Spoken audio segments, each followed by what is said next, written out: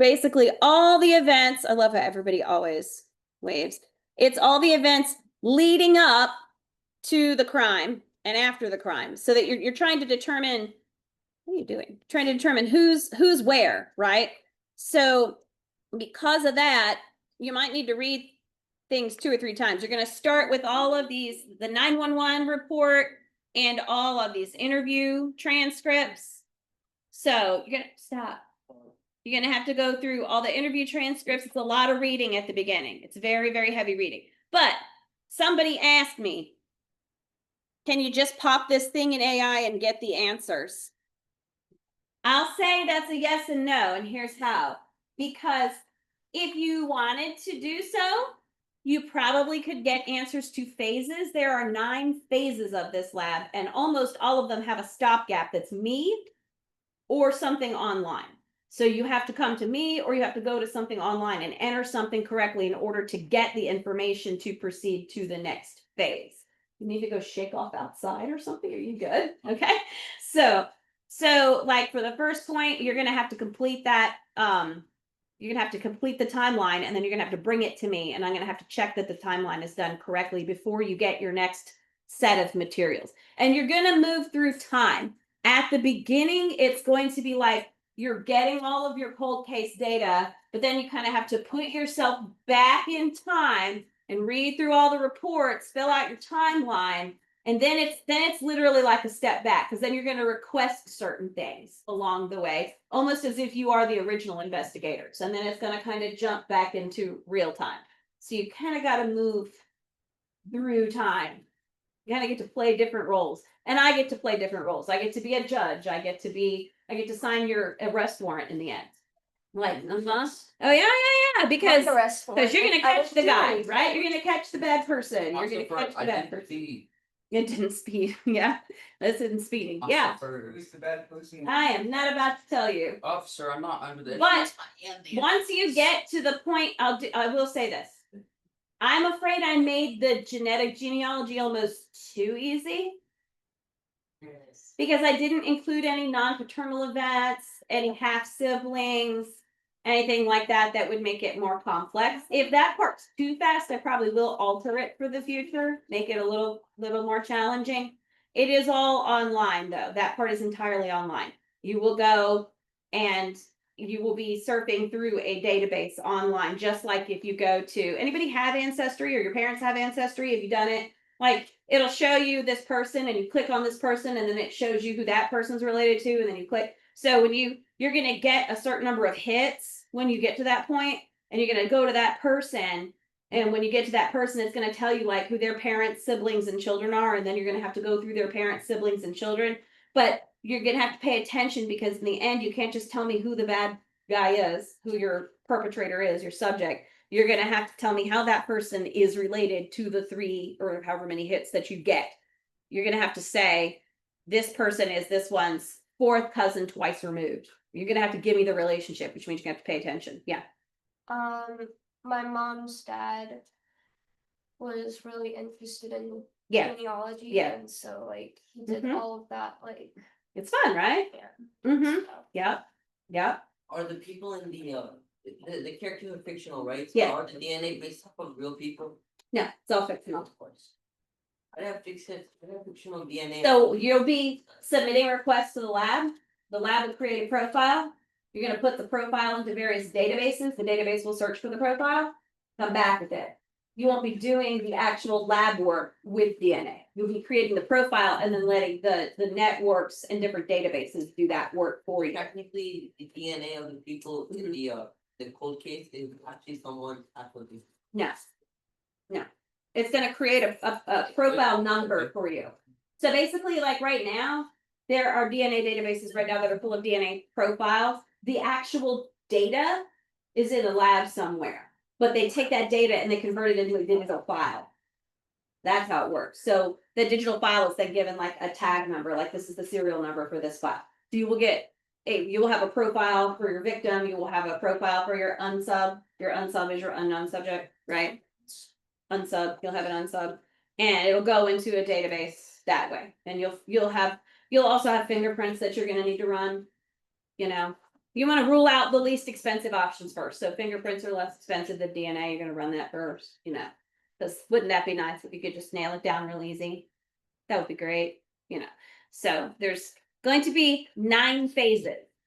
So you probably will want to work on it a little bit outside of class. And there's going to be points where you'll need to hand something to me for me to check. And then there's going to be other points where you'll enter this information into a database, and the database is going to has an automation that's going to come back and tell you not profile not found, or here are your links or whatever. And then in the end, you're going to have to complete like your probable cause affidavit for an arrest warrant. So you're going to have all your information. So once you get into that database and you start hopping around from profile to profile, from person to person, and you're finding all these people that go back to the 1800s, and you're trying to pull it all together, you need to pay attention to how these people are related. Like you're going to have to start drawing out a tree by hand so that you know how these people are related, and whether this person is maternal side, paternal side of your unsub, so that you can pull them together and find out who your person is.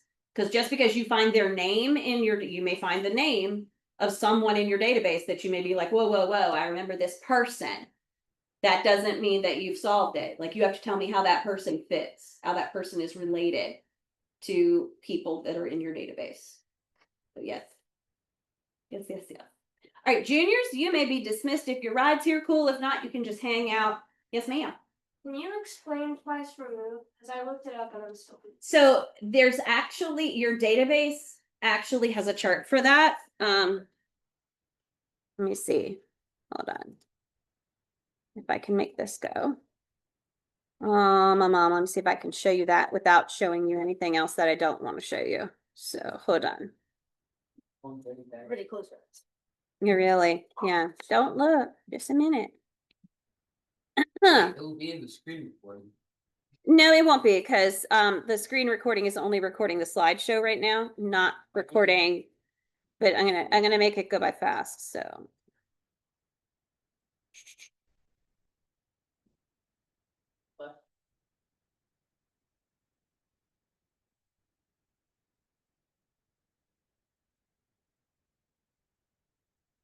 oh wait, not that one, not that one, wait, not that one. Hold on. Oopsie, this one.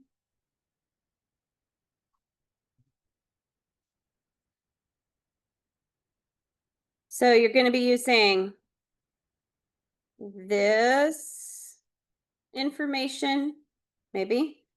There you go. Okay. So there it is. So this shows you, sorry, Tyler, you can't see it right now, but you'll see it next week. So this explains not only how the relationships work, but what the approximate centimorgan count is. Centimorgans is how you measure how much DNA you have in common with someone else. Centimorgan. So Oh, it's based off.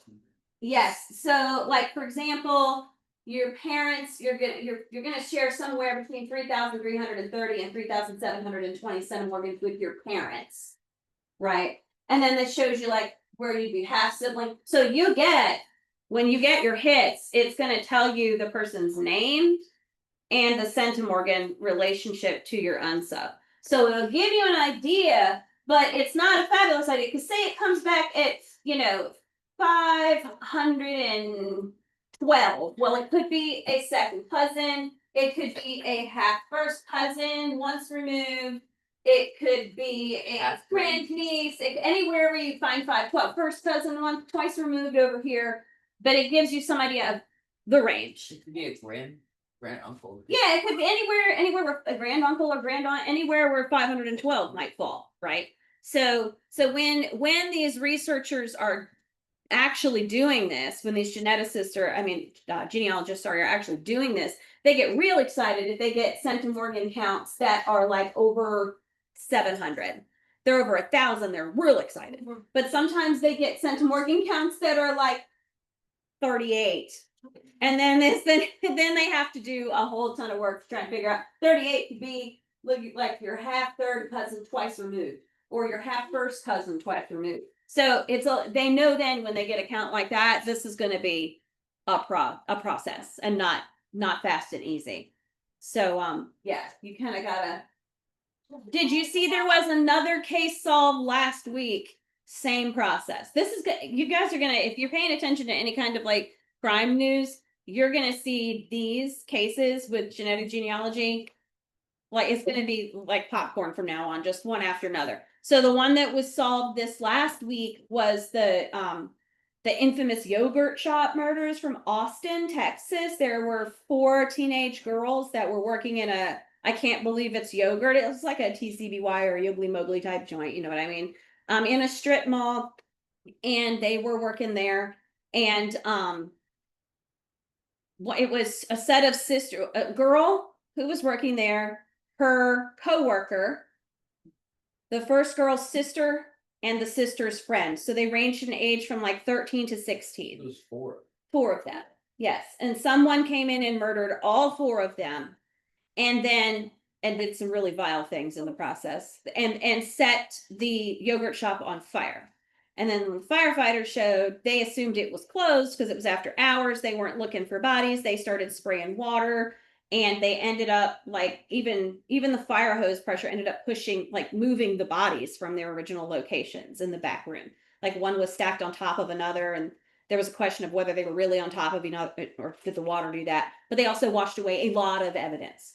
What they ended up finding was the guy left DNA in one of the girls, and then also left DNA on a bullet casing.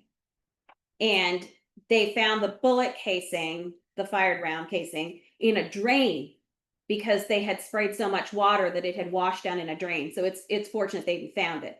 Turned out it was this guy, Robert Brashers, who had actually was another serial killer that people didn't even know who he was. They had linked him to one case through, I think it was through ballistics, and then they ended up linking him to multiple other cases, but they traced him this way again. So now they've found at least 3, I believe that, it has to be for a serial, for the definition, 3, I believe, that they're attributing to him so far. So that was huge because that's a case that's been in the news since I think it was 1991 that happened. So it's been a very long time that family's 1991, I believe. That this. That the girls were killed in Austin, and they just solved it. was like a recent. Now, here's the unfortunate thing. I hate it when this happens. They know who he is, but he's dead. And he's dead in like the worst way. He got into a shootout with police and killed himself very shortly after having killed the girls. So he's been dead this whole time, pretty much. But yeah, so there's nobody to convict, which is very sad. I like it when they find them and they go get them. I really like that when they go get them, because it's usually somebody who's been hiding for decades, often in plain sight, and they're like, guess what? Yeah, you ever seen those shows where they, you ever heard of Ancestry? Do you know how that works, buddy? That's how we got you. Yep. What a cool movie documentary to watch. Watch the one about the I don't remember his name, but it was like the orchestrator, the Nazi doctor. Oh, Fled to, like, yes. Yeah. Puerto Rico and Cuba. Yeah. And Brazil, and like Yeah. he had a heart attack when he was swimming and died. Mm-hmm. He got buried by like some local couple that was like fostering him. There were a lot of them that went to South America. A lot of them. Yeah. There's still rumors about whether or not Hitler went to South America, but we have no real proof that he did. But there's plenty of proof that a lot of those other guys absolutely did. They settled into Argentina and places like that around there, and they just lived out their lives, just chill, like nothing ever happened. Let's just pretend that we weren't monsters. Okay. So anyway, yeah. So it's been almost once a week now that there's been a big case solve, and some of them are high profile. This one was a high profile. That says lessons 7.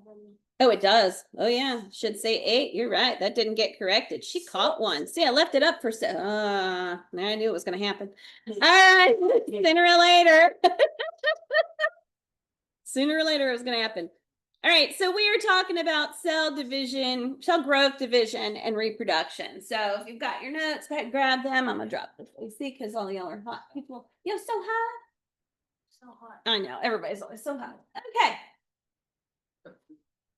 Alrighty, and we've made it, as you know, 1/4 of the way through the year. We are 25% of the way done. So woohoo! Yes, awesome. All right, so limits to cell size. Can you blow up a balloon forever and ever? No. At some point, it's going to have a problem, right? Well, the same thing with cells. So the larger a cell grows, the more its processes start to demand of its membrane, essentially. So as it grows and grows and grows, it's got more of those processes going on. It's producing more waste. And there comes a point where your volume surface area to volume ratio is shrinking and your membrane cannot adequately accommodate for all of the waste removal. And at that point, your cell must divide or it's going to die. Yes. It'd be funny if you blew up a balloon for student size, just splitting the two more balloons. That would be fascinating, actually. Yeah. But it doesn't work that way. So anyway, cell division solves the problem of information and materials exchange and overload. So this is why our cells divide. And they are dividing right now. Everybody's cells are dividing away. Probably while we're sitting here, we're going to have little billions of divisions while we're just chilling in class. So we have our cell cycle. And this goes through all the different phases of a cell's life. And it spends a great amount of its time in what we call interphase. And this is just kind of your resting phase. 12 to 24 hours per cell is going to chill and do what it does in its resting phase. So this is your interphase is when it's doing what it does. It's when the cell is living out its purpose, living out its dream, it's realizing its dream, it's doing its thing before it starts going through all of these other processes, which we're going to talk about. So the growth and division process we call the cell cycle. All right, so first we're going to watch a quick Amoeba Sisters on cell cycle because we love Amoeba Sisters. I'm probably going to have to turn it on. Get a commercial. That's always fun. But that doesn't make it a solo mission. Oh, that was fun. Money is not going to help yourself. That's the part. The furthest thing from Setting up for your first home. And setting up for your firstborn. Aren't you cute? Okay. I'm gonna run to the bathroom. Have you ever been sitting in class and thought to yourself, I wonder what my skin cells are doing right now at this very moment? This kind of pondering may be usually, maybe, but wouldn't we at some point wonder what our cells are doing right now? Because if you remember, as part of the cell theory, you are made of cells. All living things are made of one or more cells. Many multicellular organisms like you have cells that work together, working together as part of a body tissue. Body tissues working together as part of an organ. Organs working together as part of an organ system. Your cells are specialized to work in these different levels of organization. You have skin cells, stomach cells, muscle cells, just to name a few, and their functions need to be regulated. These cells actually are regulated as part of something called the cell cycle. And that is going to relate to my question of, I wonder what my cells are doing right now. Cells themselves can grow in size. But let's put it in perspective now. A multicellular organism isn't growing because each individual cell is getting bigger. A multicellular organism itself grows by making more cells. By the cells making more cells by dividing. That's cell reproduction. One reason that you're bigger than you were when you were 5, unless you are 5, because your cells have divided to make more cells. Mitosis and the cytokinesis that follows that splits the cytoplasm allows you to make new body cells. But you don't want that cell division happening all the time. Why? It is likely that you've heard the term cancer before. We have had family members who have battled cancer before. It is definitely a relevant topic for all of us. Cancer is in part due to cells that divide too frequently. The cells are not regulated. They are uncontrolled. No. Sorry. Wait, I thought cancer was when Cancer cells get cells bigger. can have other It's when they problems. don't We die. might not be able Cells. to Uncontrolled growth other and they don't cells. always die. They may not be able to carry out normal cell functions. They may not securely anchor themselves like other cells do, which can make them more likely to travel somewhere else. Some cancer cells have the ability to secrete their own growth hormone that makes blood vessels divert over to those cancer cells and supply the cancer cell with nutrients, which can take nutrients away from healthy cells. Why do cancer cells become this way? Well, there's a lot of research in this area. With some cancers, there may be genetic links, making some cells more susceptible to having problems. These genetic factors might run in family. exposure to toxins, radiation, excessive exposure to UV light, all of these can be risk factors for some cells to become cancerous. The uncontrolled growth that cancer cells have gives rise to more cells like them, which can develop into a tumor. Some tumors stay put, but some do not. Now, the good news is that scientists continue to develop better treatments, which include destroying the cancer cells with radiation or medication, such as chemotherapy, which will target cells that divide frequently. Maybe someday you will be part of helping to meet the challenge of trying to eliminate cancer, because the fact remains that these cells are not participating in the cell cycle like they should. So, what is the cell cycle? The cell cycle is often represented as a pie chart like this. Cells are either in one of two different phases. Phase called interphase, where the cells themselves are growing, replicating their DNA, doing their cell functions, or they are in M phase, which includes mitosis and the actual splitting of the cytoplasm, cytokinesis. So this M phase is where cells actually divide to make more cells, but cells spend most of their time in interphase. So most of the time, they're not dividing. Now, depending on what kind of cell, it might do mitosis more or less often. For example, your hair follicle cells do mitosis frequently, which is why your hair can grow at the rate that it does. It's also why many cancer drugs may also target hair follicle cells, because many cancer drugs go after cells that do cell division frequently. It's a big deal for cells to hit this M phase. If a cell has an error, a harmful mutation, for example, you do not want it to divide, because then it will create another cell that has this same issue. That's where checkpoints come in handy. Along the cell cycle, there are checkpoints to check that the cell is growing well, replicating its DNA correctly, and doing everything it's supposed to do correctly before it divides. To better understand those checkpoints, let's further divide the cell cycle pie chart. We have G1, S, G2.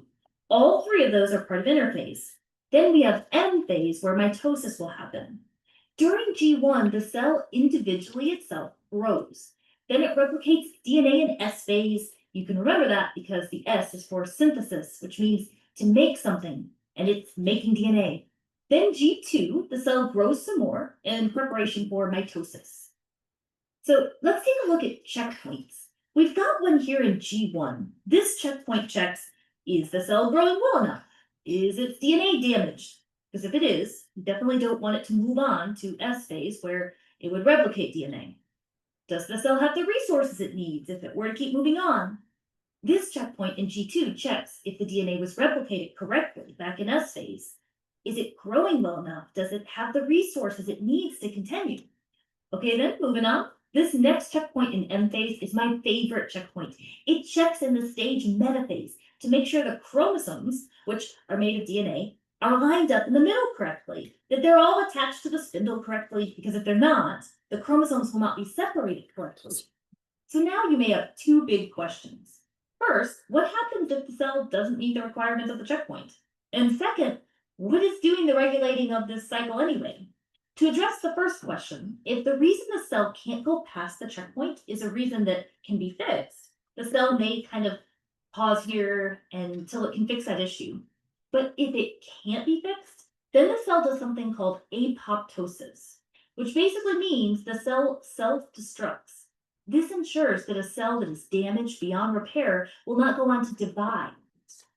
So what is doing the regulating anyway? We've mentioned before that proteins are a big deal.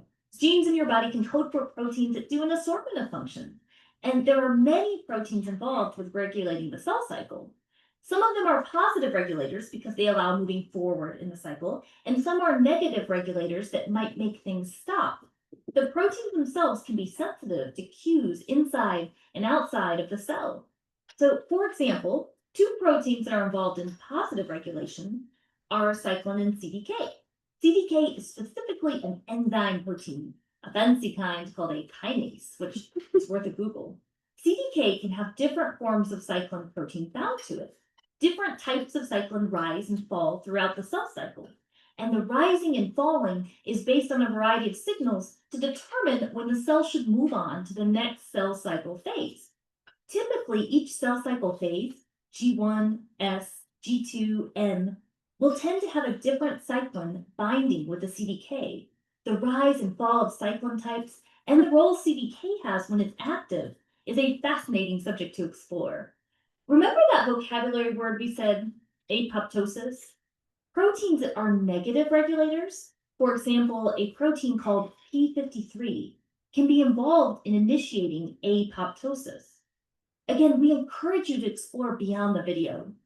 One last thing to mention. There are some cells that don't go through the phases we mentioned because they're actually in G0. That's a 0, by the way, and not an O, because with an O, then it'd say go, and G0 is kind of the opposite of that. G0 is a resting phase. Now, cells here are still performing cell functions, but they're not preparing to divide. Some cells go here temporarily, maybe if there's not enough resources around, for example. But some, like many types of neurons in your brain and spinal cord, may stay here permanently. If they stay here permanently, they'll never get to end phase, so they will not divide. This can be one reason why a major injury to the brain or spinal cord can have challenges with healing, as many of those cells may not be able to replicate. A topic that definitely continues to be researched. Well, that's it for the Amoeba Sisters, and we remind you to stay curious. So that was the overall cell cycle. And we'll look a little more at the mitosis part of that with a different Amoeba Sisters video in a bit. But first, let's look at your basics of division and reproduction. So remember, when we start talking about mitosis and cell division, our goal is to create another identical cell. It's turning one into two. It's dividing and multiplying at the same time. Isn't that fun? Only in biology does that happen. So it's dividing in order to multiply. And it is not the same as meiosis, which is gamete production. So that starts very similarly with mitosis, but then it continues down a different path from there, because you don't have two identical cells at the end of meiosis. You have two gametes that have some different, you end up getting different genetic makeup in the end, which is what you're aiming for, right? So, and gametes are eggs and sperm, if you didn't know what gametes are.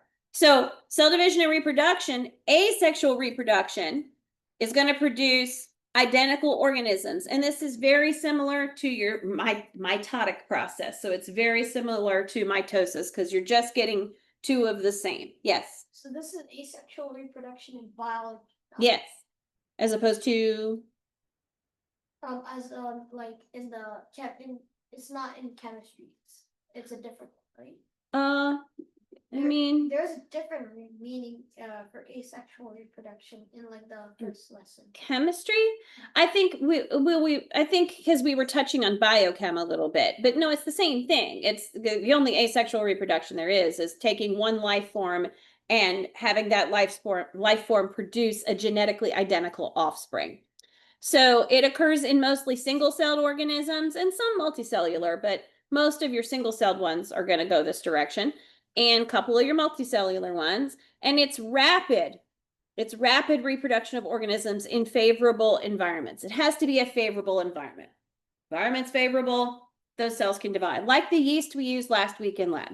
Those yeast will reproduce asexually. You can watch it happen under a microscope. It's kind of fun. And they'll, as long as the environment is conducive, they will. But with sexual reproduction, remember that you have organisms with genetic information from two different parents. Yes. I've been told before that like an egg is a single cell organism. Is that true? No, an egg is a gamete. It's not a single cell organism. So, what's meant by that? A single cell organism is an individual organism that has all of its genetic material and it's functioning. An egg is a gamete, so an egg is haploid, so it's not diploid, meaning it has half the genetic information that it would typically have.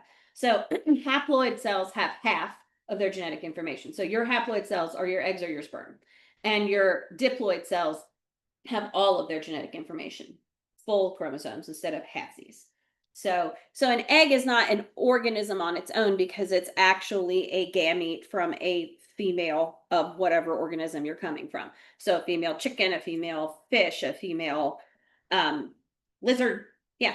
So an asexual reproduction is a female produces genetically, not a male, right? No, no. Organisms that reproduce asexually are typically neither male or female, although they can be, but they're typically neither male or female. Because you're thinking about single-celled mostly. There's some exceptions, but mostly you can think of it as single-celled organisms just popping off an identical clone. It's like cloning, basically. But any of your mammals, higher organisms, anything like that, anything with a lot of genetic variety is going to have sexual reproduction going on. And you determine what's male and what's female based on what gamete it produces. If it produces eggs, which is typically the larger of the two gametes, it's female. If it produces sperm, which is the smaller of the two gametes, it's male. The things that can do both, right? There are things that can do both. Yeah. Like aphids, right? I don't know if aphids, but it might be. Yeah, could be. I mean, there's lots that do. So yeah, there's some hermaphroditic organisms that contain both. And then obviously plants contain both gametes. Like a flower has both male and female gametes present in the structure itself. So, yep.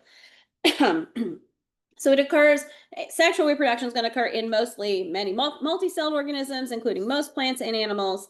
It increases genetic diversity, which aids in species survival in changing environments. This is your bonus to sexual reproduction, is genetic diversity, which means that should the environment shift, hopefully some of us will be genetically equipped to survive. Your bonus to asexual reproduction is you don't need to find a partner. You don't need to go searching for somebody. You can just divide and just, woo, now I got more offspring. But your offspring are genetically identical to you. So should the environment change and it's unfavorable, you're all dead, right? So there's pluses and minuses to both, pros and cons of each. All right, so in our process of cell division, prokaryotic cell division. Remind me what a prokaryotic cell is, somebody. Prokaryotic. Jordan? Simple. Simple. That's right. What makes it different from eukaryotic, Isabella? It doesn't have a membrane-bound nucleus. Yes, there you go. All right, so your prokaryotic cells lack a membrane-bound nucleus. So their reproduction is very simple. The usual method of prokaryote cell division is termed what? Does anybody know what it's called? You know what we call it? It's 2 words. So we call it binary fission. Binary meaning 2, fission meaning divide. Divides in 2. That's pretty easy, right? Binary fission. The prokaryotic chromosome is a single DNA molecule that first replicates, then attaches each copy to a different part of the cell membrane, and then the cell pulls apart with your replicated chromosomes in each side, and boom, you've reproduced. Super easy, not anywhere near as complex as the mitotic process in eukaryotic cells. So prokaryotic cells, easy peasy. These are prokaryotic cells that are about to divide. You can see they're starting to cleave, right? All right, now your step 1 is your DNA replication. Just before your cell divides, your DNA replicates. Your step 2 is you have chromosome segregation, where your two chromosomes are going to segregate or separate to opposite ends, known as poles of the cell. And then in your step 3, it's going to separate. That's it. Very simple. Easy, simple, right? Eukaryotic cell division, not so simple. Much more complex. So eukaryotic cell division is going to occur in stages. You have interphase and then the mitotic stage. So we just talked about interphase a lot there with the amoeba sisters, but it's where your resting happens. It's when your cell is doing its job. You can think of the mitotic phase as the whole thing is like, you know, we're going to go ahead and divide and get ourselves, we're going to grow, we're going to divide, we're going to get ourselves where we need to be so that we can do our job. This is the do your job phase, is interphase. The mitotic phase is subdivided further, and we'll talk about that in a minute. So interphase, it appears to the eye to be the resting stage between cell divisions, but there's a lot of activity going on. So this is when your activities that are indispensable to making the next mitotic phase. It generally lasts 12 to 24 hours in mammalian tissue. So every cell that your body produces does its job for 12 to 24 hours, and then it's moving on and dividing again further. So really, think about how much gets done in those 12 to 24 hours in order for you to even function, right? So during this period, the cell is constantly synthesizing DNA, producing protein, and growing in size. By studying molecular events in cells, scientists have determined that interphase can be divided into 4 stages. Yeah? You said DNA, but it says RNA. Oh, yeah, I'm sorry. I just read it wrong. Yeah, that's an R. You're right. So can be divided into different steps. So you've got a G0, or they call it gap, and that's when the cell really genuinely resting for a long time. So the Amoeba sisters gave a great example of that. Neurons, nervous system tissue will grow and get itself to this point, and then it stays there. It doesn't constantly regenerate. This is why spinal cord injuries are a problem. This is also how you have memories and the ability to learn. You form new connections between your neurons. If those cells divided, imagine what would happen to those connections. Think of it like a road map, and you just build a new road. You would have no idea where anything is. I call it dementia. Well, dementia is kind of when you start to lose some of those connections and they don't connect properly. That's what we're dealing with my dad right now. It's not a lot of fun. But yeah, that's when you get some of those connections start to fall apart. You also get short-term memory loss when you have trouble making new connections, but your old connections are still solid. Like sometimes you can ask, there's some elderly people with memory problems, and you might be able to ask them, tell me about your first grade teacher. And they can tell you everything. And then you can say, what'd you have for lunch? And they have no idea. And they leave the faucet running and walk away because they're losing those ability to form those new connections is no longer good. But those old ones that are there are very solidified. This is also why forming neural pathways is so important, understanding how that works. So understand this.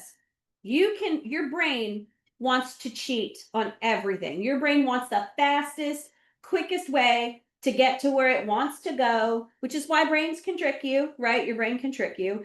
But it's trying to expend the least amount of energy possible to get the desired result. All right.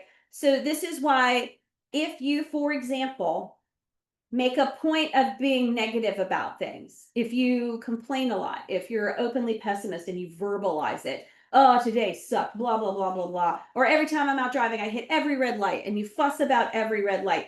Your brain is going to form that pathway, and it's going to become smoother and smoother the more times you track down it. And sooner or later, it becomes your behavior every time because you've made a nice, smooth neural pathway that you have just walked and worn down to the point where it's the fastest connection, and your brain's going to go that way.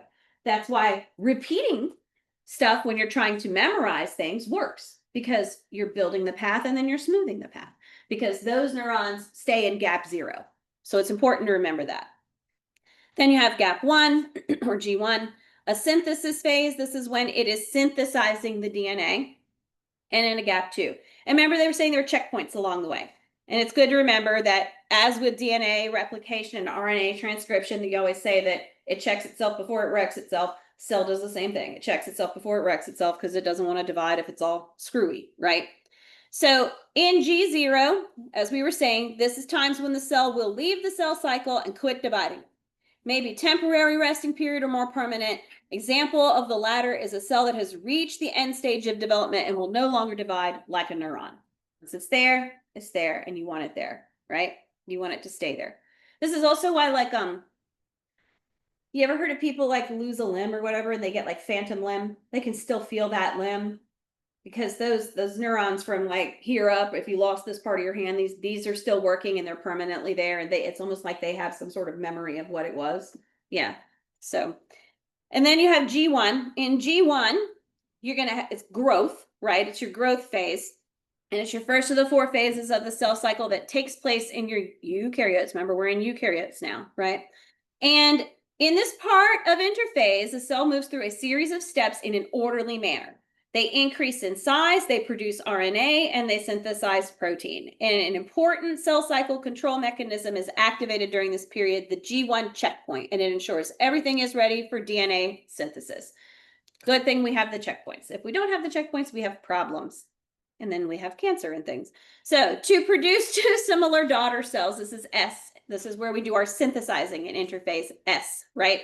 So we do our synthesizing now. So 2 daughter cells, the complete DNA instructions in a cell must be duplicated. So DNA replication occurs during this synthesis phase. So you're taking your DNA at this point. It doesn't even really look like those chromosomes. It is a big squiggly mass knot, looks like a ball of thread. It's going to start to unravel itself nice and neat and start to duplicate, and then it'll coil up into the little chromatids that we'll talk about in a minute. So in G2, you get further growth and protein synthesis. And during the gap between DNA synthesis and mitosis, the cell will continue to grow, produce new proteins. And at the end of the gap is another control checkpoint, which is your G2 checkpoint. And it determine if the cell can proceed, to mitosis and start dividing. The meiotic phase follows your G2 interphase. So your actual dividing begins now. Now you're in mitosis. So your cell growth and protein production stop at this point, because now your energy is all going to be focused into dividing into two daughter cells. So it's much shorter than interphase, and it lasts only 1 to 2 hours. Both your G1 and G2, there's a checkpoint in the middle of mitosis that ensures that you're ready to go. So your cell has checked itself. It knows it's not going to wreck itself. It's ready to go. And this part goes quickly. It can be divided into several phases, and they are the following. You have prophase, metaphase, anaphase, and telophase with cytokinesis. So your prophase, what happens in prophase? So the complex of DNA and proteins contained in the nucleus, which is known as chromatin, is going to condense. They call it condensing. You can actually see it under a microscope. It gets thicker and more visible because it's all coming together. It's going to coil up and become increasingly compact, and it's going to result in the production of these visible chromosomes. The sister chromatids are a pair of identical copies of DNA joined at a point called a centromere. So if you look at these, see how they look like little X's? Okay, so you've replicated your DNA. So you have this DNA strand and this DNA strand, and they come together like this. And where they're connected is called a centromere. This side and this side are identical. This is a chromatid. This is a chromatid. When they're together, it's a chromosome. But when you count them, you count based on the centromere. So we'll see it in a minute. When you have 46 of these guys and these guys over here, you still you have 92 chromatids, but you still have 46 chromosomes. 46 is the number we have, right? So they are coming together, making this little X shape like this. Did you have a question? Or are you just stretching? You're stretching. So your main events are your condensation of your chromosomes, your movement of your centromeres, formation of the spindle, mitotic spindle, and the beginning of the nucleoli breakdown. So now your nuclear membrane that makes you a eukaryote starts to break down, okay? And these spindles form from these little guys called centrioles. Do you remember centrioles when we diagrammed our little cell? So those are your centrioles. They produce these spindles. And I want you to think of them kind of like tug-of-war ropes, all right? They're structures that are going to, the little chromosomes are going to hook onto them, and they're going to actually pull them apart, all right? That's kind of what they are. It's like little tug-of-war ropes. So the next thing that happens is you get to metaphase. So this is your third phase in your mitotic process. And this is when you get your separated, duplicated genetic material carried in the nucleus of the parent cell to two identical daughter cells. So your long protein filaments, called kinetochore microtubules, that's what these spindles are, kind of, extend to either poles of the cell, and they attach to little kinetochores, your little centriole thingies. And your main events are your spindle is fully developed, your centrosomes are at opposite poles. See how these are at opposite poles, right? And then you get chromosomes are lined up at the metaphase plate. So that's what they call this. So you see now you've got half here and half here, and now they're like a little bunch of guys. They're all like little lined up soldiers, right? So they're all lined up there in a row, and then they will start to pull apart just like that. So anaphase is the fourth phase of mitosis. It's the process that separates your duplicated genetic material in the nucleus of the parent cell into two identical daughter cells. Separated chromosomes are then pulled by the spindle in opposite directions. So your cohesion points that bind them together at the little centromeres, that breaks apart. Your sister chromatids, now they call them chromosomes, are pulled towards your opposite poles, and your spindles are going to lengthen. And if you look, you can see how they're just dragging away, right? And that's exactly what's happening to poles on opposite ends. And sooner or later, you're going to get to the point where your cytoplasm is going to start to pinch off, and that's what happens next. So this is when you get to telophase. So in telophase, not only is your membrane starting to pinch in like this now, okay, but you also have your nuclear membrane is reforming in each of the cells. So all your little chromosomes are now getting packed back into the nuclear membrane. And the main events are going to be your decondensing of your chromosomes, your spindles breaking down, and your nuclear membranes are formed.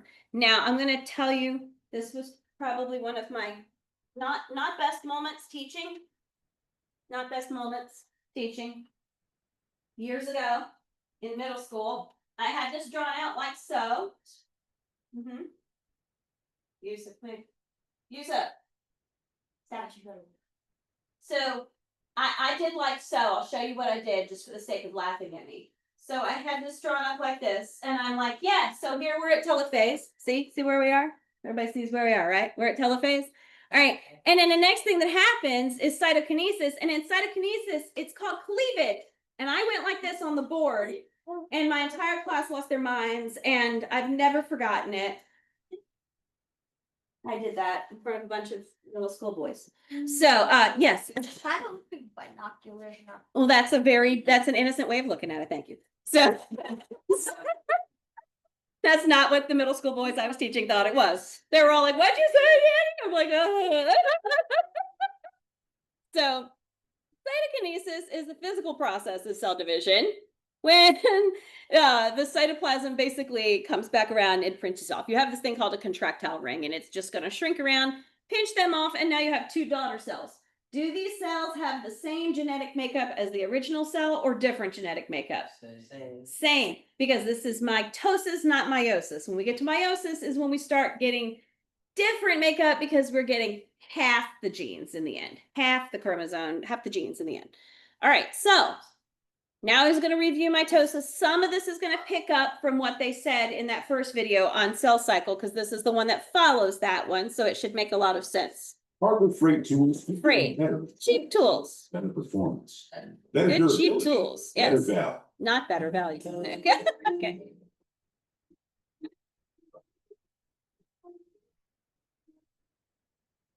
Have you ever looked down at your leg or your arm to find some cut and you have no idea where it came from or how you got it? So you put a bandage on it and a few days later it's gone. It's all healed and you don't even think anything of it, of this amazing process that causes this to happen. Or let's say you're looking at your nails and you notice they're a lot longer since the last time you cut them. Or let's say you're looking in the mirror and you notice that you are a lot bigger than you were when you were 5 years old. What do all of these things have in common? One major thing they have in common is mitosis. Mitosis is a type of cell division done by most of your body cells, and it's really important for cells to divide.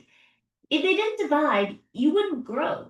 I mean, how do you grow if you can't make more cells, right? So one reason why you're bigger than you were when you were 5 is mitosis. Mitosis also is great for repair of damage.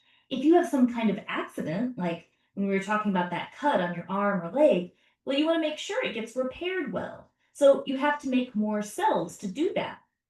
Mitosis is great for that. Now, it's really important to understand what it is not.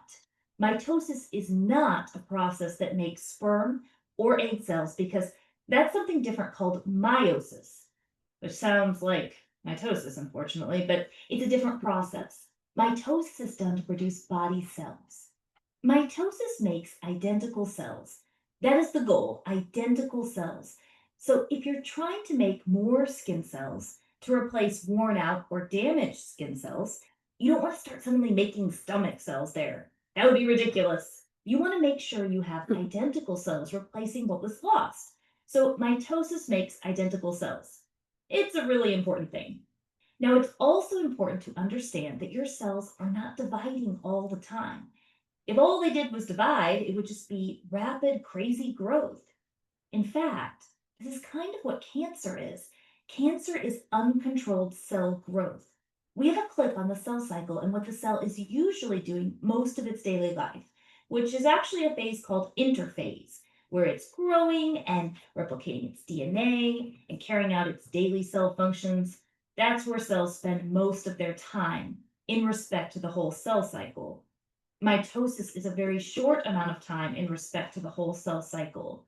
But mitosis is a critical process because this is where it is going to divide and make more cells.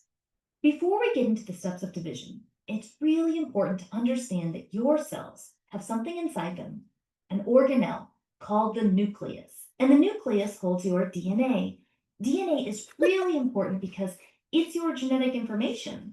And if you're going to make more cells, you need to have the same DNA in those new cells as you did in your original cells. You want it to be identical, no mistakes. Very important. The problem is you've got a lot of DNA, and we've got to get that DNA into the new cells using mitosis. So there has to be a better way to organize that DNA.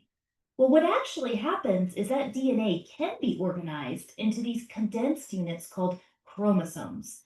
Chromosomes are made of DNA and protein. You've probably heard before that humans have 46 chromosomes. That means 46 chromosomes are found in most human body cell nuclei. What are nuclei? Well, it's the plural of nucleus. You don't say nucleuses, you say nuclei. Well, in the nuclei, there are 46 chromosomes. Organizing DNA into condensed chromosomes makes it a lot easier to move over when you're making new cells. So if you have 46 chromosomes in a human body cell, you have to duplicate those chromosomes in interphase before mitosis starts.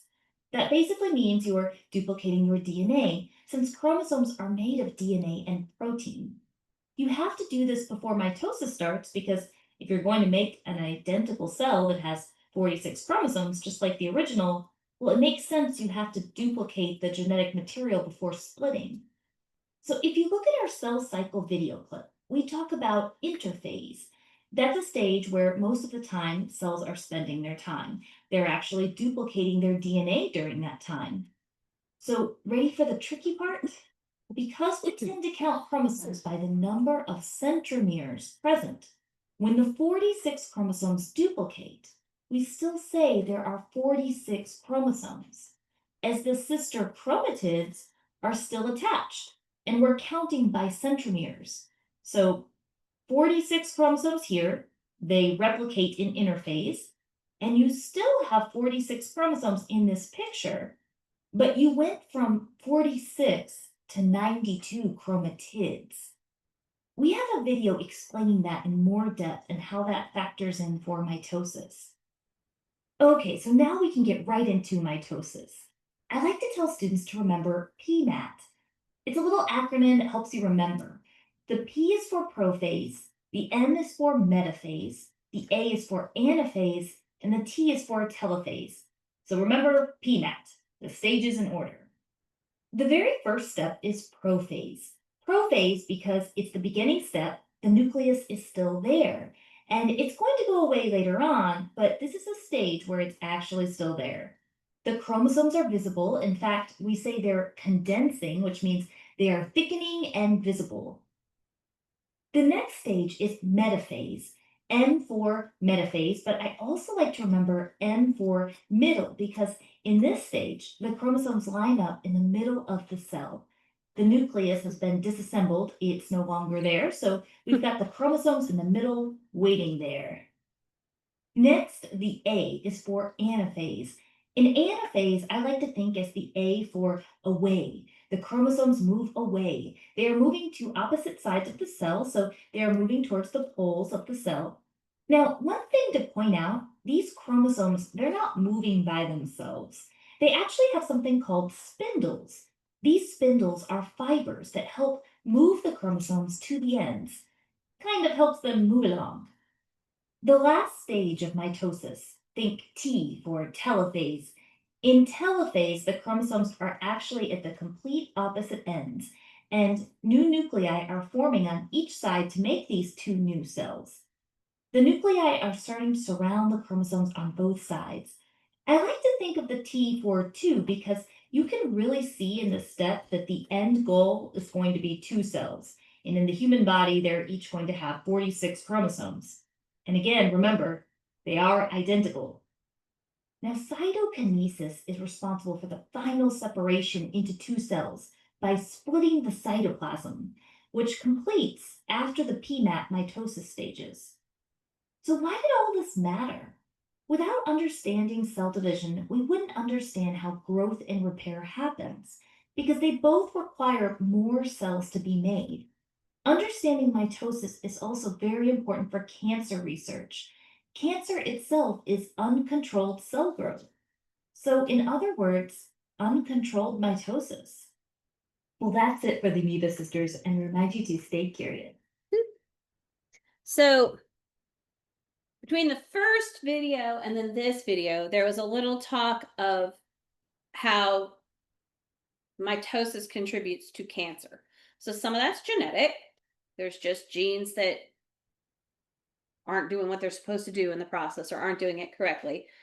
Some of it is when DNA is damaged from things like certain poisons, exposure to radiation, exposure to certain chemicals, exposure to UV light. So radiation causes cancer, but also cures cancer. Radiation causes cancer, and targeted radiation can be used as part of cancer treatment. It's not going to really cure it, but radiation, the way I've heard it described for cancer patients is almost as if it's shrinking and slowing the cell growth. Like when my uncle had radiation, he felt it made him feel better, whereas chemo makes you feel terrible. But radiation made him feel better because it kind of slowed down some of that growth. But with chemotherapy, it damages surrounding cells. So yeah, radiation absolutely does cause cancer.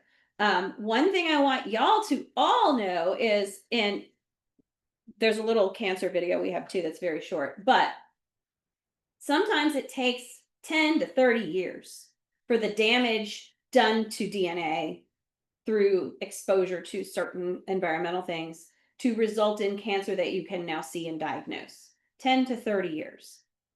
The big one that you guys should all be aware of for your age group is skin cancer, because it's the sunburns you get now that give you cancer as an adult, not the sunburns you get as an adult, because it takes that long. So if you get bad sunburns as a child, they can result in cancer as an adult. Now, I know, like, my father-in-law had a little chunk taken off his nose and it was easy, but we have a good friend right now who 2 weeks ago went and had skin cancer taken off her nose. And what they do is they numb you up real good, and they go in there and they cut a chunk off and they say, go wait in the lobby. And they look at the chunk under the microscope and they're looking for clean margins where the cancer stops and the healthy cells begin. They see only cancer cells. They bring you back and they carve a little more off and they say, go back to the lobby, and then they slide it under and they look again. And they keep doing this until they don't see any more cancer cells. So she was there for a long time because hers was so bad that they went all the way into her navel cavity, like in her nasal cavity, like inside her nostril. It went all the way through. She lost they built a hole in her nostril trying to get it out. So then they had to cut a graft from her collarbone and put it in her nose, and it's not taking well. It's not innervating correctly. It's not getting blood supply correctly. She's having all kinds of problems. You don't want this. So use some sunscreen or shade or long sleeves. When they say wear sunscreen, there's a reason, right? That's your reason. You don't want to be in that position. I'm not saying it's her fault. Who knows? But I mean, we didn't even know. Like, she's a little older than me, but we didn't realize that it was sunburns as a kid that caused skin cancer as an adult when we were little. That was not common knowledge. Now it is. So it's something you can do. You can absolutely do. So here are some others. They use the PMAT, but you can also do intelligent people make all things clear. So interphase, prophase, metaphase, anaphase, telophase, cytokinesis. This one's a great one too. Improper poopers must always think clean. People love that one. Improper poopers must always think clean. Another good one. I punched my annoying tennis coach. That one people like, a little violent, but people can remember it. It seems that the weirder they are, the better you remember them, right? Like, the more ridiculous, the better. I play Minecraft at the computer. Just remember it's at, not on, right? I play Minecraft at the computer. All right, so let's talk about, oh, did you want that back? Did somebody take a picture? Did you get it? Okay. So regulating the cell cycle. Your DNA is doing all of this, remember, even though your DNA is being replicated and synthesized and all this stuff is going on with it, it's still your DNA that's controlling all of these things. So here are the controls on cell division.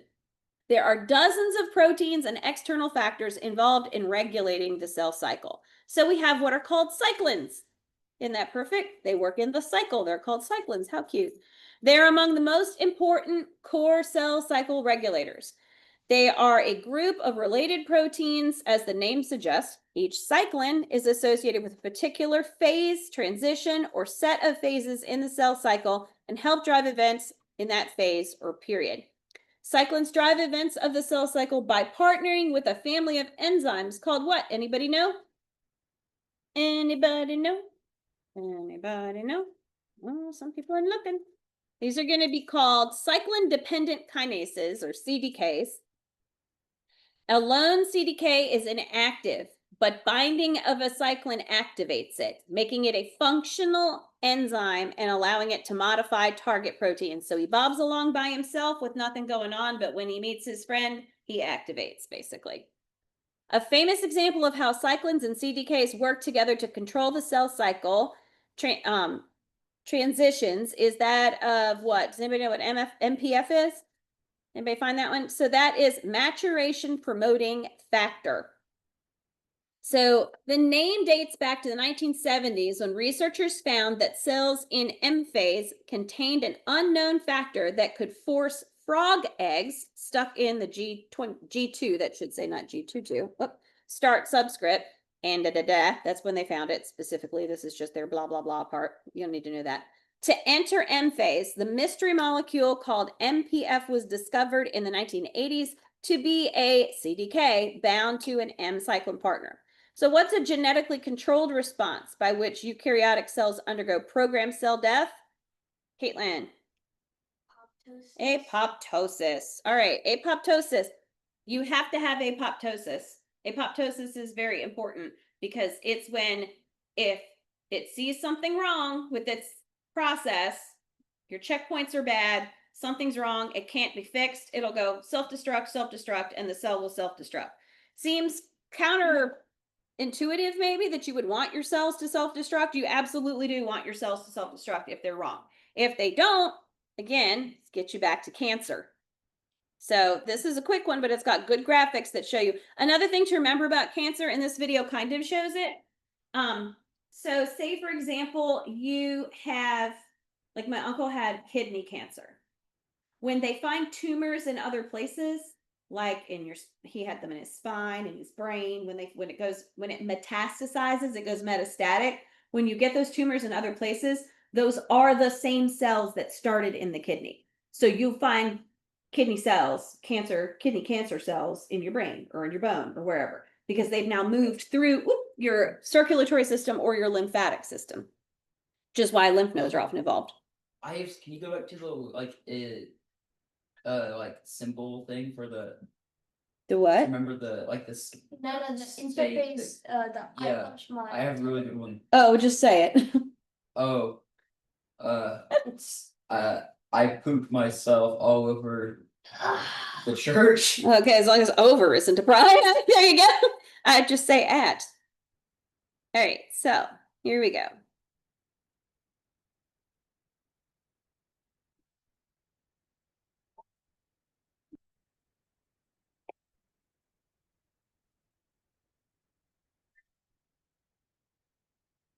Normal cell division with your awesome sound effects here.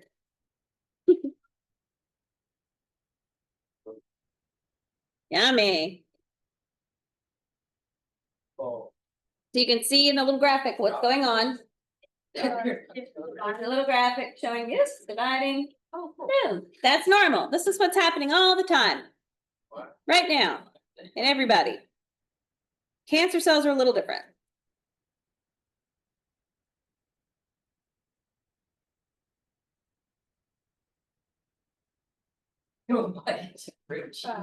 Oh yeah.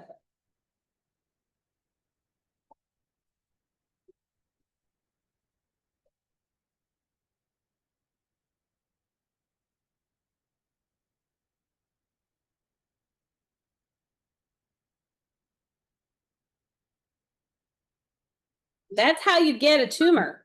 The sound effects sound like a rubber band being pulled, like stretching. So this is putting them on the same time frame. You can see your normal cells dividing over there on your left, and on your right, you've got your cancer cells dividing.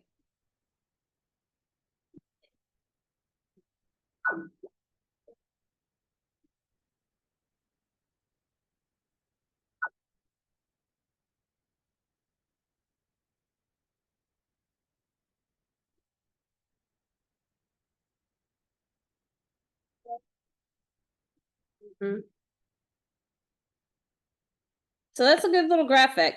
And this is the same graphic, but without the gross sound effects. Cancer cell. Take 5 minutes to get the picture.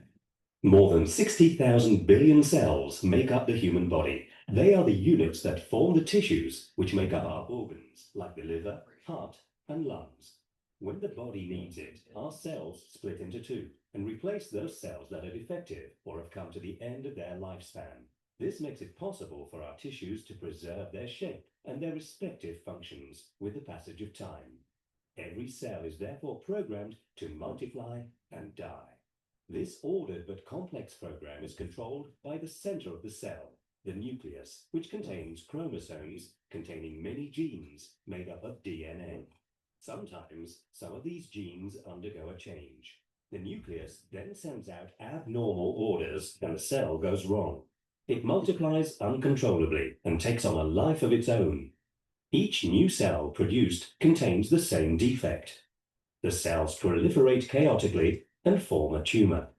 This process may be short, but is often long. 10 to 30 years may separate the birth of a first abnormal cell from the appearance of a tumor of about 1 cubic centimeter. The tumor forms many blood vessels in order to survive.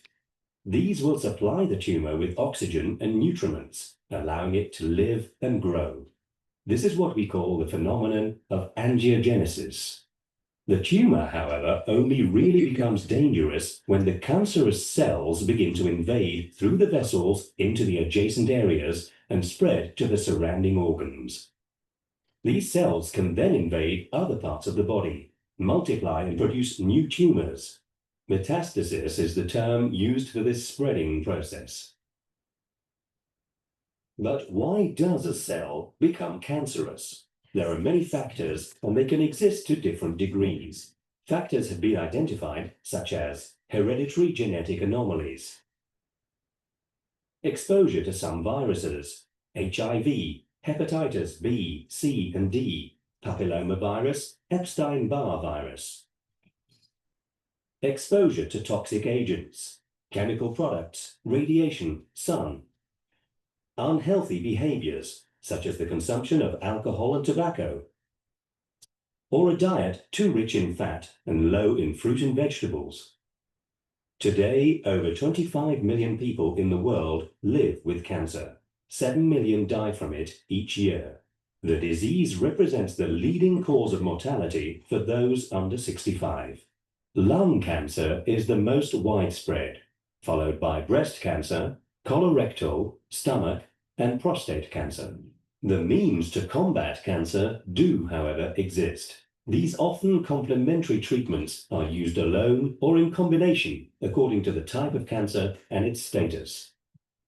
The goal of the treatments is to make it possible to eliminate the tumor and cure the patient in early stage cancer, or like a chronic disease, to control its development. There are mainly 3 kinds of treatment. Surgery consists of removing the tumor in part or in its entirety.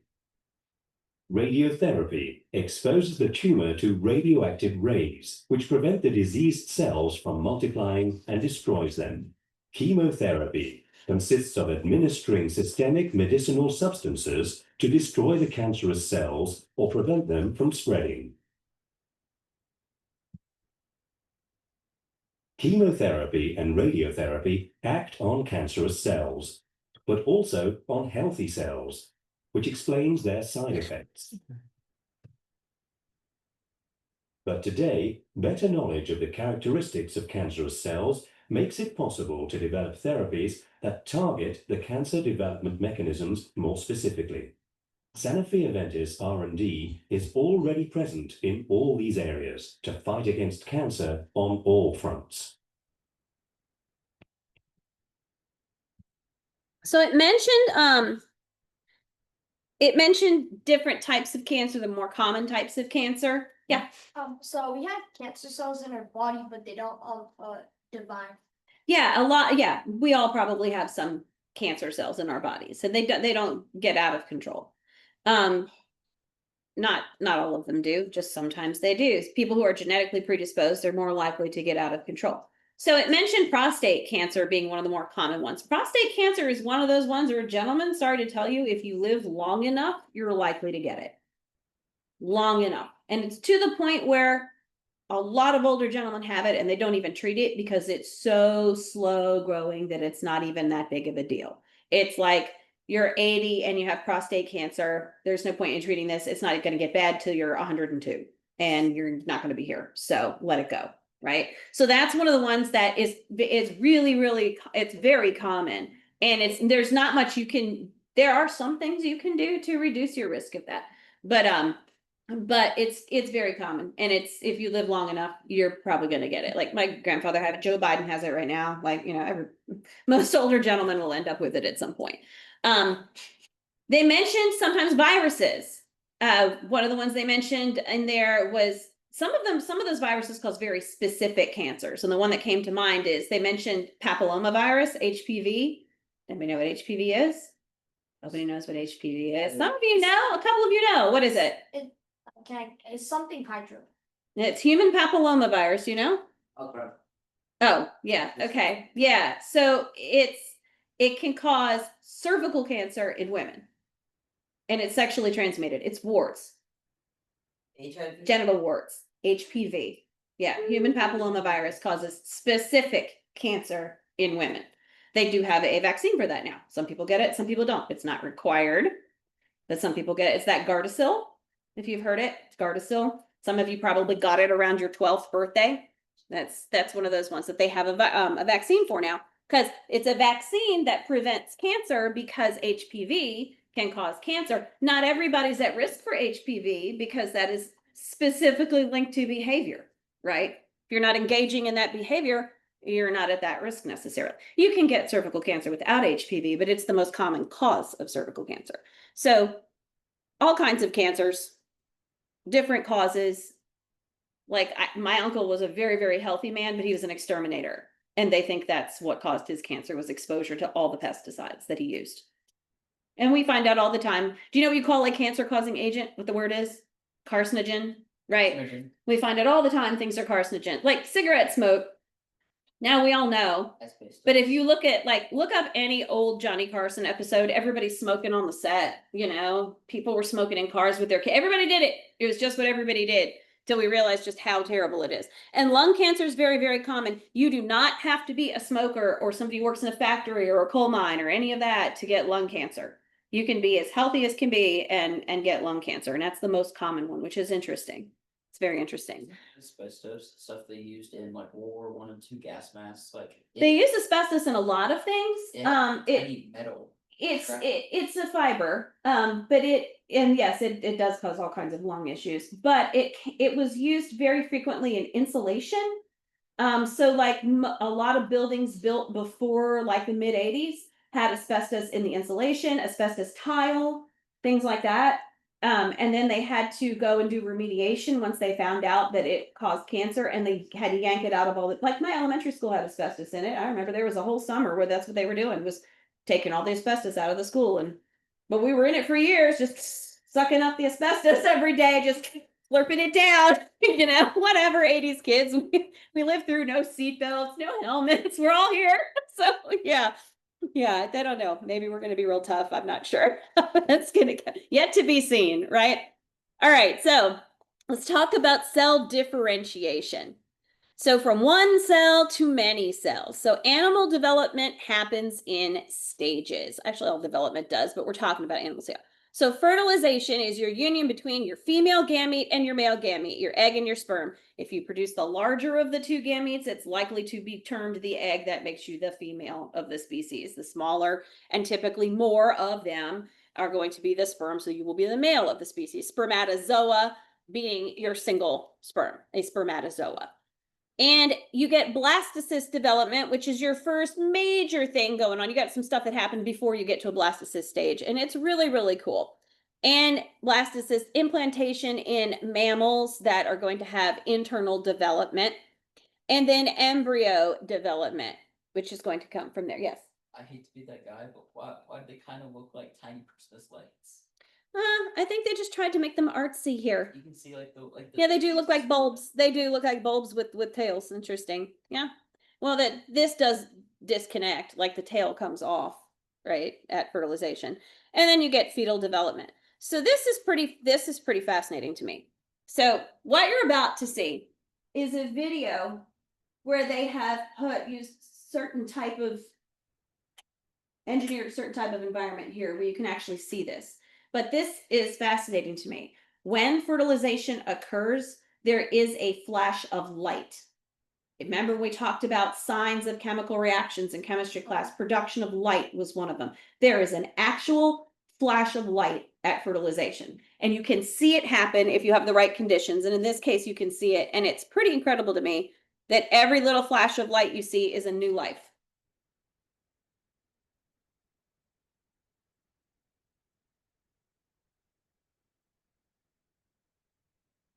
Isn't that cool? Like, that's an actual thing. Yeah. Why are the seconds going from 40 and then they go back to 25? It's just rewinding so you can see it again and again.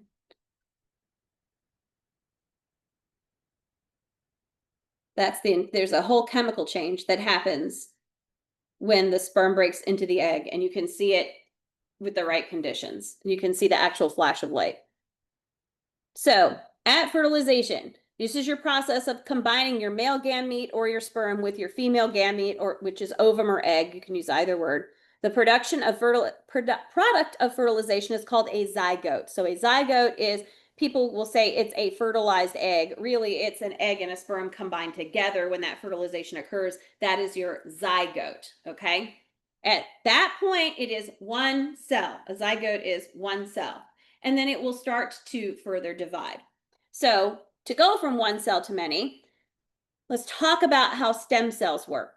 All right, so stem cell is a cell with the unique ability to develop into specialized cell types in the body.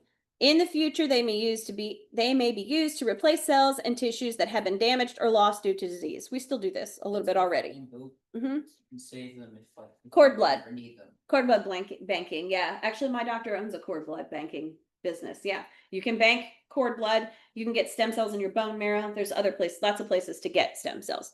Cord blood is interesting because it's specific to that person. So if you bank a baby's umbilical cord blood, that is likely to be useful to that individual, that specific individual. Others as well, but that it's made for that individual, right? So it's specific. So what kind of cells form all cell types in a body? Yes, Eunice. Embryonic? Well, that's one times embryonic. So yeah. So, oh, that didn't go. Fate mapping. We'll talk about that in a second. Here we go. Totipotent. That's the word we use today in lab. All right. So looking back up at the top here, fate mapping. All right. This is super duper fun. This is probably one of the most amazing things I ever did. And I'll tell you a little bit more about it in a minute. But you can see here how, look up there at that top one. You see how there's those different colors there? Once the embryo starts to form, the cells will divide out into groups of tissue. And from that point on, those groups of tissue will will work in the developing embryo in such a way that they become certain types of tissue. So you can see right there what becomes what. And this is called fate mapping. And we'll talk a little bit more about it because it's really, really neat. So totipotent cells form all types of cells in the body, plus the extra embryonic or placental cells. So your totipotent cells also make a placenta. Placenta is one of those interesting organs. You build ladies, you can build an entire organ later in life, like a whole organ, a whole new organ. It's really kind of cool. It's the only time that you like build a whole organ and then lose the organ and it goes away. And then if you have another pregnancy, you build another organ. It's really kind of cool. It's really, really interesting. So that's why it's so exhausting. Building organs and you're building people, it's tiring. So embryonic cells within the first couple of cell divisions after fertilization are the only cells that are totipotent. Pluripotent cells give rise to all of the cell types that make up the body. Embryonic stem cells are considered pluripotent. Multipotent cells can develop into more than one cell type, but are more limited than pluripotent cells and adult stem cells. And cord blood cells are considered what? Do you remember? You just brought it up. Do you know, Eunice? Multipotent? Yeah, there you go. They're multipotent.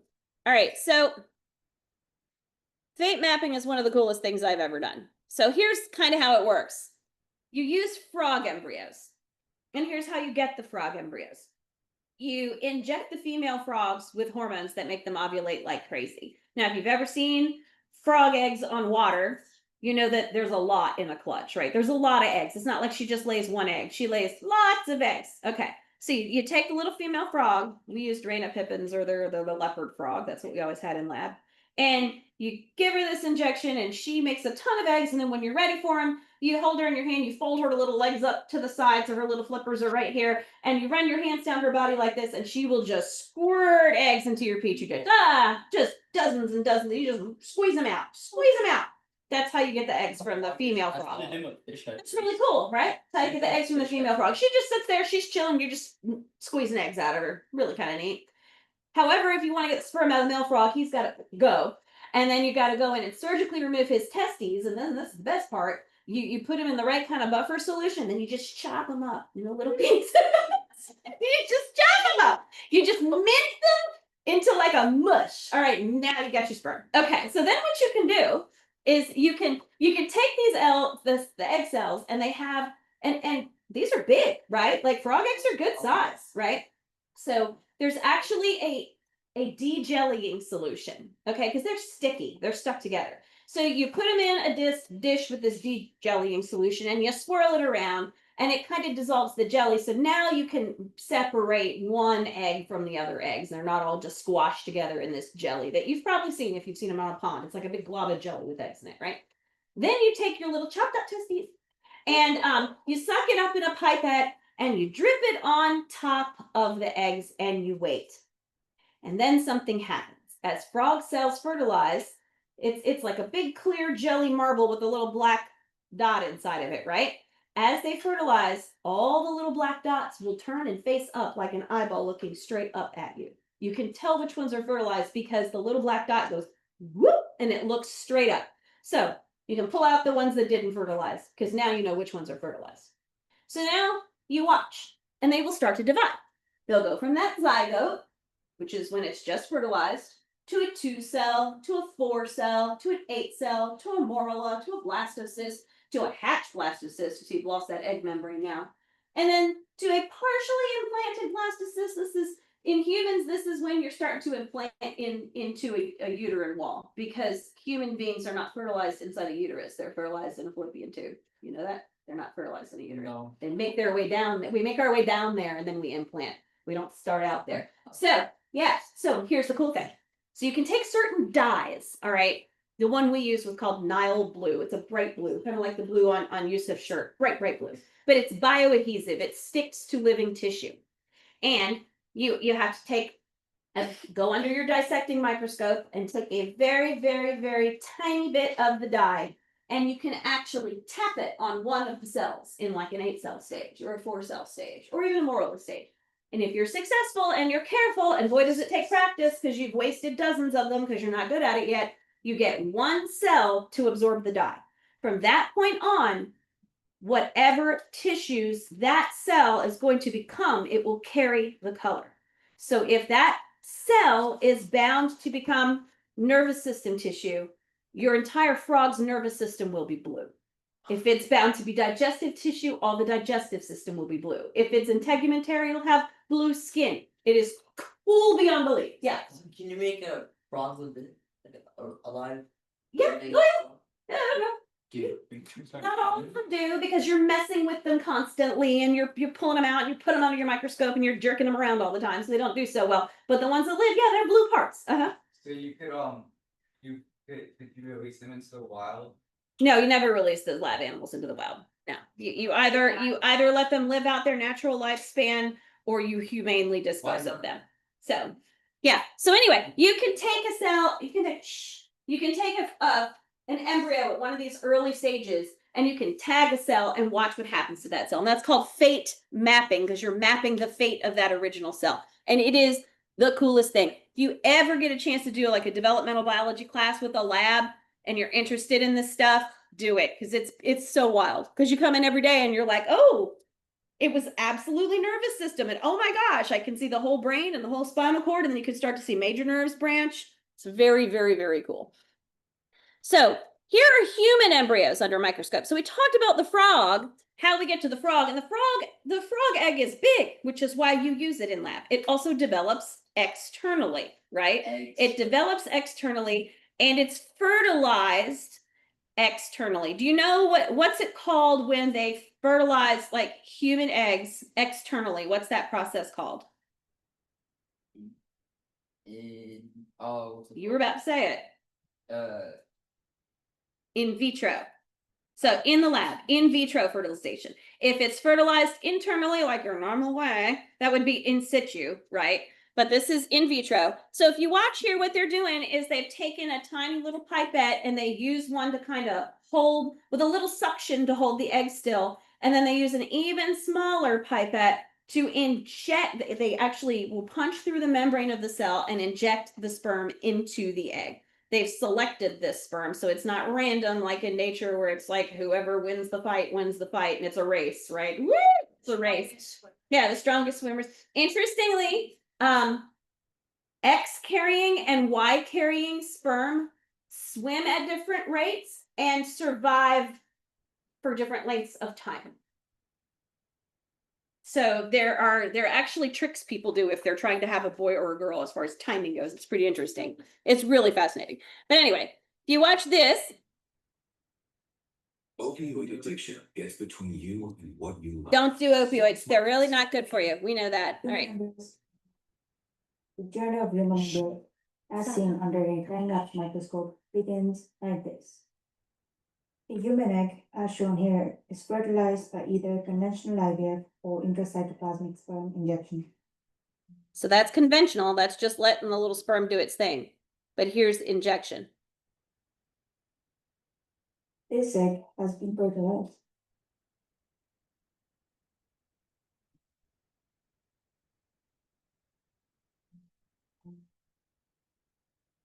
At 16 hours post-fertilization, the egg highlights signs of fertilization as the male and female DNA come together.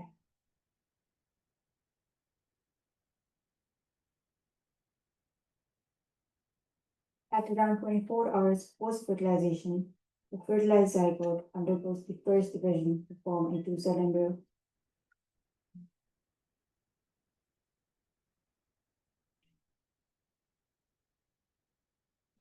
The embryo continues to divide, and 2 days following fertilization, embryo reaches the 4-cell stage.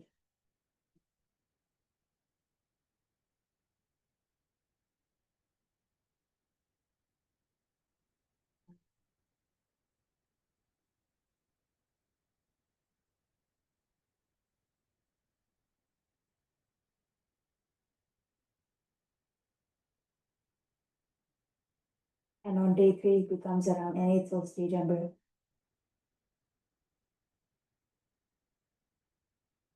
The embryo grows further, dividing from 8 cells to 16 cells, and from 16 cells to 32 cells.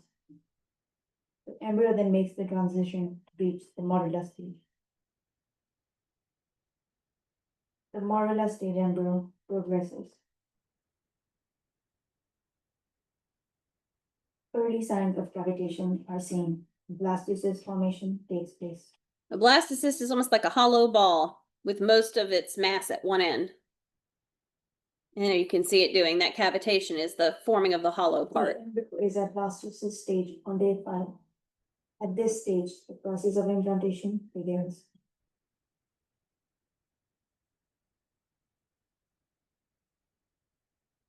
So day 5 is when you'd get implantation of a human embryo. Yeah. So if you put blue dye on one of the cells, it must be blue.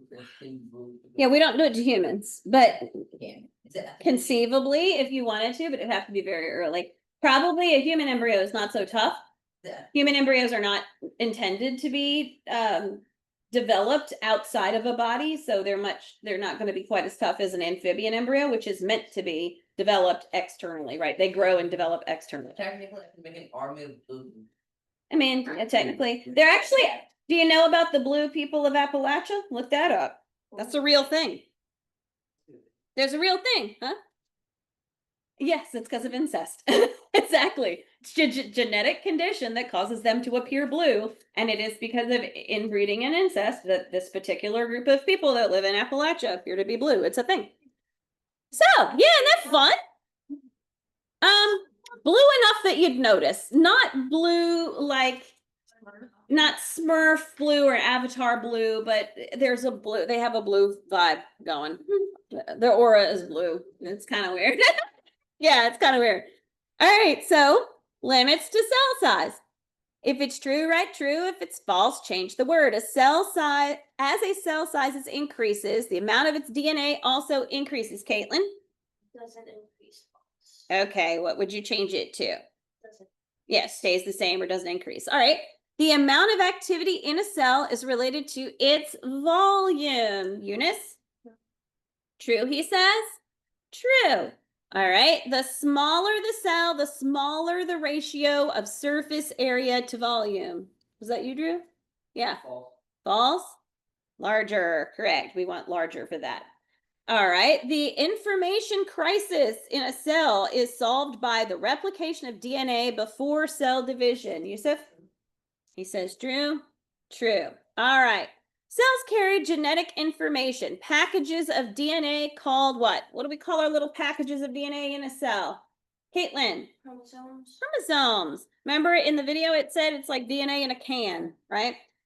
Most what have only one circular strand of DNA, Jordan? There you go. Those are your prokaryotes. They have that little circular DNA. In eukaryotic cells, the genetic structure consists of DNA and tightly wound protein, which together form a substance called Eunice. Chromatid or chromatin. Yeah, chromatin or chromatin. Yep. The bead-like structures formed by DNA wrapped around what molecules are called nucleosomes? Caitlin again. There you go. Histone. What makes possible the precise separation of DNA during cell division? Do you know? Chromosomes. There you go, chromosomes. All right, now, what is the name of the type of cell division that occurs in a prokaryotic cell cycle? What's it called? How do they divide? Lucas. Binary fission, very good. What happens during interphase? Interphase. Okay, Yusuf. The cell with regular life cycle expands. Yeah, it does its job. Copies its DNA, but mostly it's doing its job. All right, how about number 8? I'll just click them so you can see them there. There you go. So G1, S, G2, That's your interphase. Okay, in eukaryotic cells, what happens in the G1 phase that differs from the G2 phase? Anybody got it? Eunice? G1, the cells prepare for mitosis, but by organelles and molecules needed for cell division. In the G1 phase, the cell grows. In the G2 phase, the cell gets ready for mitosis. In eukaryotic cells, what are the 2 main stages of cell division? There you go. Mitosis and cytokinesis is what they want for this. So remember, cells aren't dividing during cells aren't dividing during interphase. So the 2 main phases of your cycle are mitosis and interphase. But your 2 main phases of mitosis, really, or the division portion of that, would be mitosis and then cytokinesis. Remember, cytokinesis is when you have cleavage. It's when the cell actually divides in 2. During prophase, when cell chromosomes become visible, what are the duplicated strands of DNA called? And what is the name for the area in which the duplicated strands are joined? Jordan? There you go. The duplicated threads of chromosomal DNA are called chromatids or sister chromatids, and they're joined by a centromere.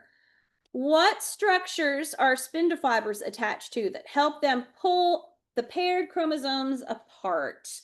Spindles. What are the spindles attached to? He's thinking. The poles? The poles, right? The things are the poles. So they're spindle fibers are attached to the centrioles. That's what goes to the poles, are the centrioles. And they move toward the poles of the cell, pulling the sister chromatids apart. Now, I had this 8th grade biology teacher who couldn't pronounce anything right, and she called them centrinoles. She also what was my favorite one? Oh, when we talked about dinoflagellates, she called them dincoflagellates, which was great. She'd be like, and then the dincoflagellate, and I'm like, dinoflagellate, but okay. She was not great. She's very nice, but not bad. All right. Let's see. 13. Chromosomes separate and begin to move to opposite sides of the cell. This is Eunice. D. Yep, anaphase. All right. Number 14. Chromosomes become visible. Centrioles take up a position on opposite sides of the nucleus. This is okay, Colin. There you go. That is B, prophase. Nuclear envelope reforms around each cluster of chromosomes. The nucleus becomes visible in each of the daughter cells. This one is Jordan. Telophase, very good. And then lastly, chromosomes line up across the center of the cell. Obviously, that's going to be metaphase. All right, looking up here, what stages are we, what's showing right here? What do we have for this one right here? So this is prophase, DNA has been duplicated and condenses into chromosomes. I'll just give you these so you can see them. Metaphase is when you've got them all. I always think they look like they're about to march. They're little soldiers lined up to march. That's my M for metaphase. Then you get anaphase, which is when they're pulling away. And then telophase is when you get two new nuclei, right? So what cytokinesis? No? Yes. Separation of the two nucleus into individual cells. Yes, yeah, it's your final step in cell division. It's when your M phase is complete by dividing the cytoplasm of the original cell between the two cells. So for cytokinesis, this is important to remember. Plant cells, a cell plate grows across the center, and the cell plate is because they have a cell wall, right? And then in both, you get all of the dividing cytoplasm, new nuclei, daughter cells, usually occurs at the same time as telophase. And then, but animals, you get the membrane is going to pinch together. So in animals, your membrane pinches. In plants, you have a cell plate that forms. All righty, having a look over here. During certain stages of their life cycle, some cells repeatedly undergo mitosis, but do not undergo cytokinesis. What would you expect to see if you looked at such cells or tissue made up of such cells under a microscope? So what you would expect is that these cells, a tissue whose cells complete all parts of the cell cycle except cytokinesis would appear to be made up of a mass of cytoplasm with many nuclei scattered in it. That would be weird, right? So for these, the true or false cells tend to continue dividing when they come into contact with other cells. Eunice? They stop. They stop. Very good. Cell division speeds up when the healing process nears completion. Jordan? Slows down when you're nearing completion. Very good. Cell division, proteins called growth factors regulate the timing of the cell cycle in eukaryotic cells. Is that right? True. He says true. Cyclins, we're looking for cyclins. Remember we talked about our cyclins in the cycle. Cyclins in the cycle. If chromosomes have not attached to spindle fibers during metaphase, an internal regulatory protein will prevent the cell from entering anaphase. What you got, Colin? True. He's got true. That is true. Growth factors are external regulatory proteins that slow down the cell cycle. What have you got, Eunice? False. They speed it up. Yep. Once apoptosis is triggered, a cell proceeds to self-destruct. Everybody, true or false? There you go. Kaboom. So what's cancer? We talked about cancer. Cancer is a disorder in which some of the body's own cells lose their ability to control their growth. What are the two basic types of tumors? Anybody know this one? Jordan? Oh. Non-cancerous. Benign. Yep. Malignant. Very good. Yes. And those are cancerous, right? So you have malignant or benign. Malignant tumor is cancerous and will invade and destroy healthy tissue in and around other body parts. A benign tumor is non-cancerous and does not spread to surrounding tissues or other parts of the body. You can have plenty of benign tumors and be just fine unless they start pressing on nerves or impacting your ability to move or your internal organs' ability to function because they're taking up space where they shouldn't be. Why can cancer be life-threatening? You got an answer, Barrett? Because it's a large mass that eats up nutrients from other cells. It can, yeah. What else? Anything else to add? It could like spread. to Mhm, other it parts can of the- spread. Like, with stomach cells and things. Yeah. Jordan, anything else? It disrupts what's supposed to be there. Disrupts what's supposed to be there. Anything to add? Could lead to death. Could lead to death, yes. So rapidly dividing cancer cells take nutrients away from healthy tissues. This leads to the disruption of proper functioning of body organs, causes illness that can lead to death.